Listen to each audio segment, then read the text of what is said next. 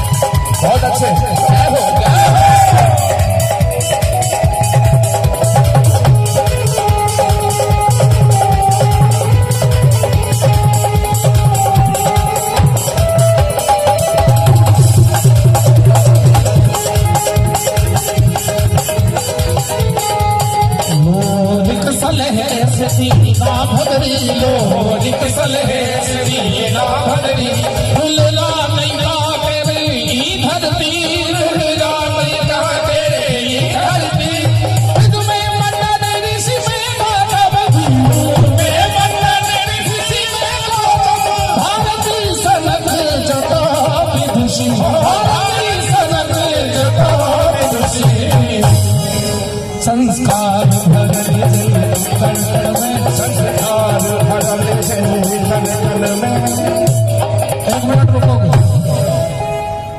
अपन अपन स्वाभिमान गीत छियै मिथिला के गीत।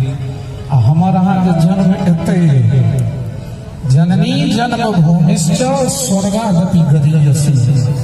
तो जो मिथिला वर्णन होइ छै तो ताली लाता जना आइ काल्हि नेता सब अपना रैली में भाड़ा पर लोग मंगबै छै तना तो हम नहीं मंगेबै। अहाँ सब आयल छियै खा पी कऽ मस्त भेल छियै तो हम ताली जे नहीं बाजै छै तो लगैया पाग पहिर लै छियै लेकिन समर्थन नहीं करै छी। ताहि दुआरे एक बार सब हाथ उठा कऽ ताली के साथ